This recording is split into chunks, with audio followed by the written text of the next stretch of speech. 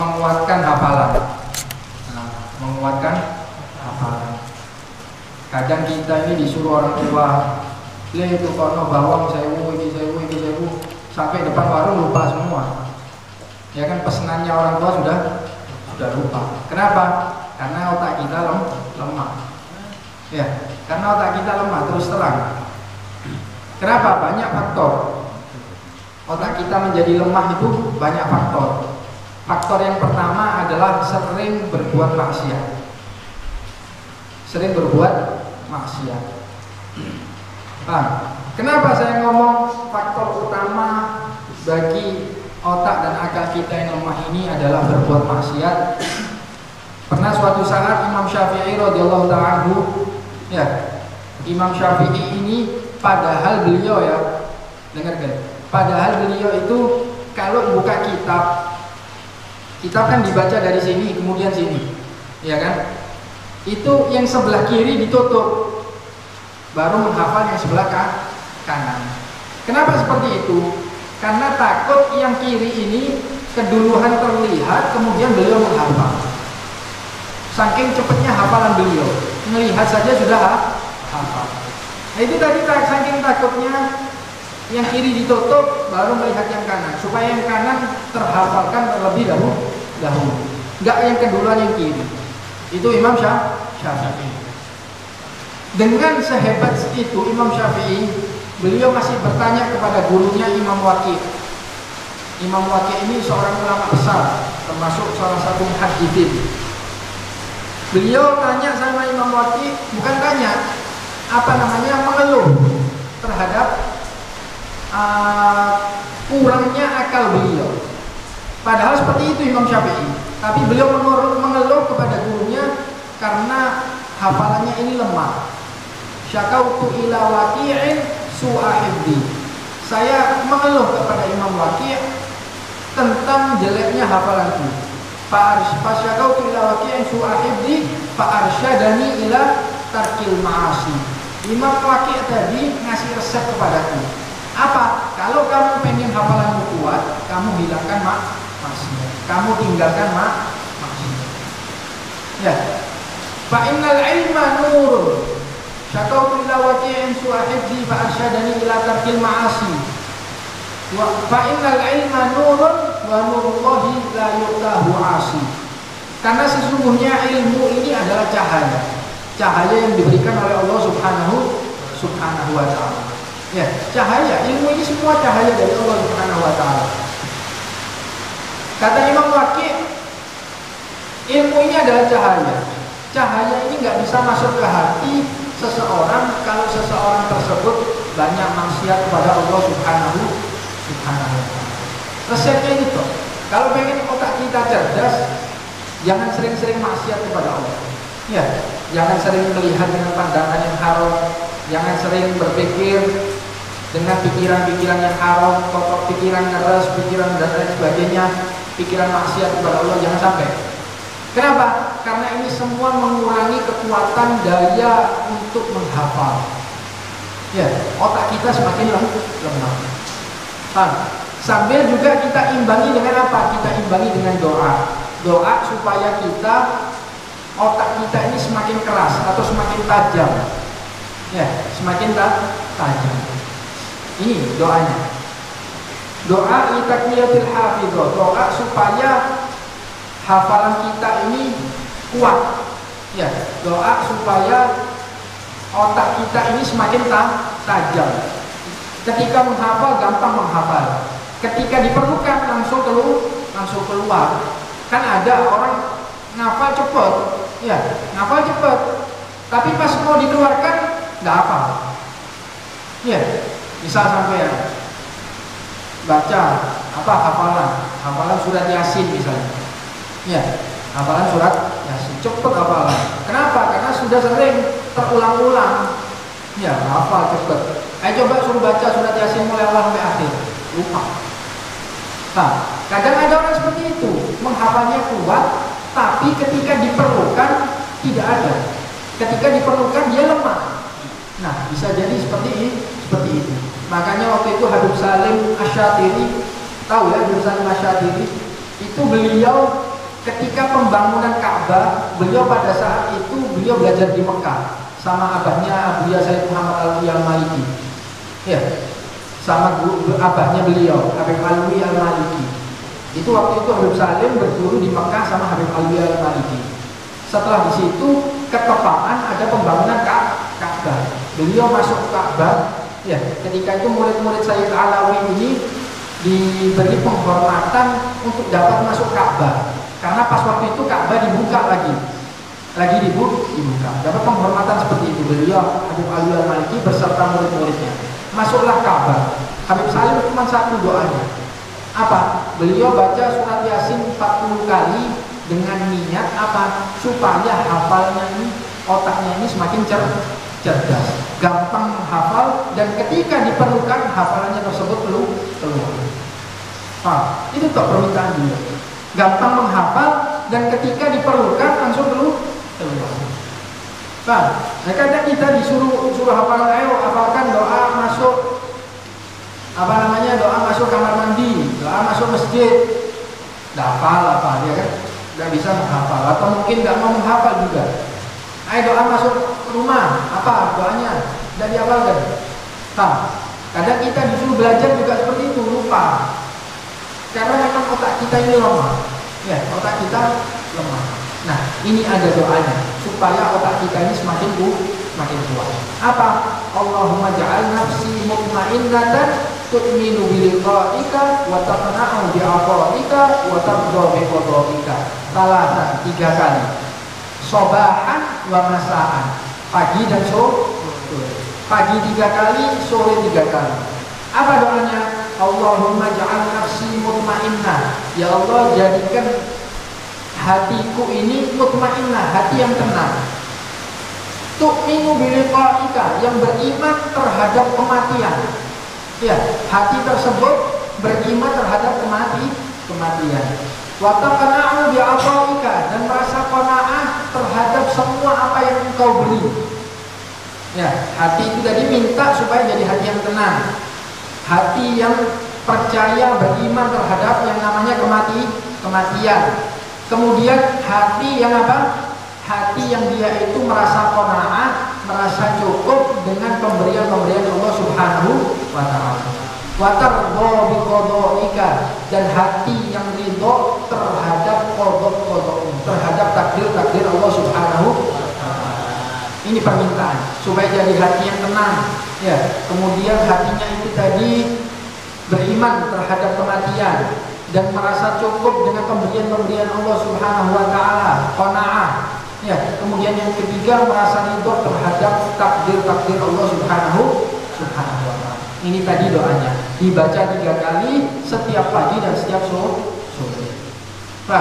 Pagi misal mau belajar, atau misal tidak belajar, mau kerja misal, baca. Mau kerja baca pagi 3 kali. Nanti malam 3 kali lagi. Supaya apa? Supaya kuat hafalnya. Ya, sambil ya kalau belajar tidak cukup dengan doa ya. Kalau kita pengen cepet hafalan kita ini cepet lengket, kemudian kita perlukan ini langsung ada, itu nggak cukup kita cuma baca doa saja, nggak cukup. Di samping itu kita perlu belajar dan perlu ada asahan. Karena otak ini diibaratkan seperti pisau. Ya, pisau kalau lama nggak dipakai gimana? Cepet tumpul. Pisau yang dipakai aja masih sering bisa tumpul, apalagi yang nggak dipakai jadi tumpul. Seperti itulah otak. Kalau lama nggak dipakai tumpul. Orang dipakai terus saja kadang masih ngadat, ya kan? Masih nge-lag. Kalau bahasanya Mobile Legends itu kan nge-lag, ya kan? Kadang masih nge-lag. Apalagi yang nggak dipakai sama sekali, ya sudah hilang. Hilang.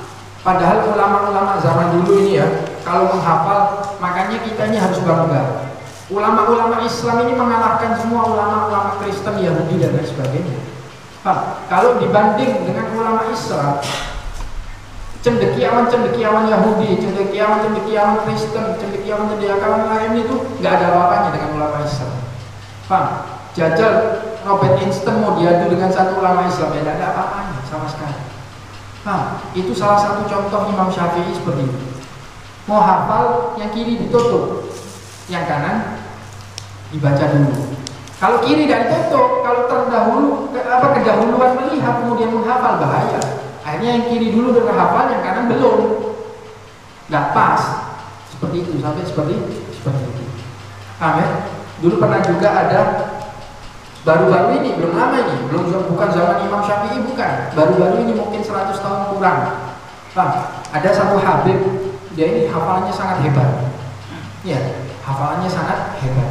Beliau ini ada satu tamu datang menyodorkan syair karangan beliau. Tahu syair?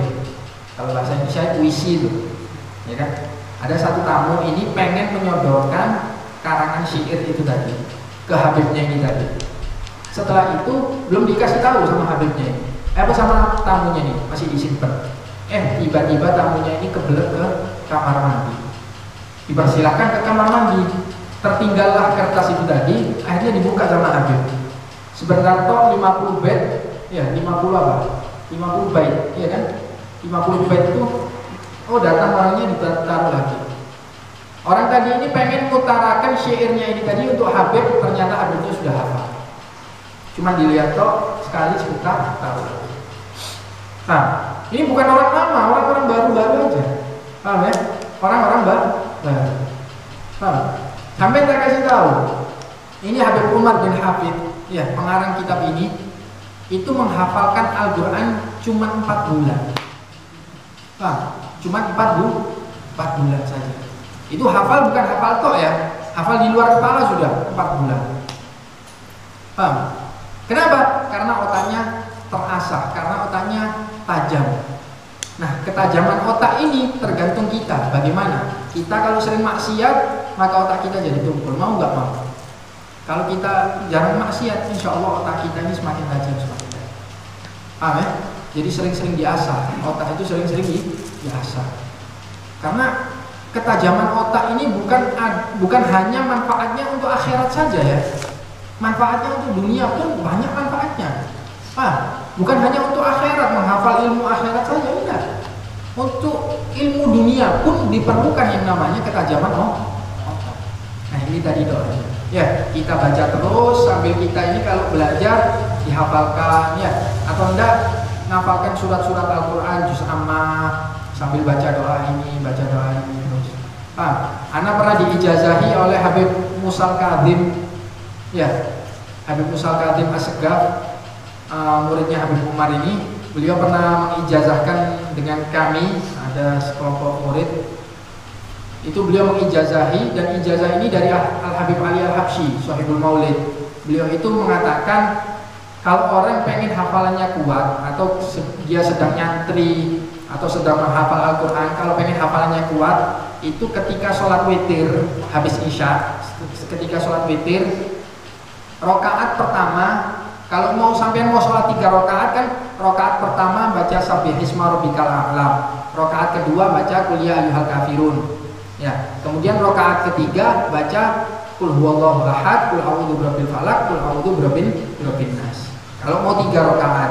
Nah, kalau pas sampean baca Sabbihisma Rabbikal A'la, ada ayat yang berbunyi sanuqri'uka fala tansa. Sabbihisma Rabbikal A'la alladzi khalaqa fasawwa walladzi qaddara fahada walladzi akhrajal mar'a faja'alahu ghudha'an ahwa sanuqri'uka fala tansa.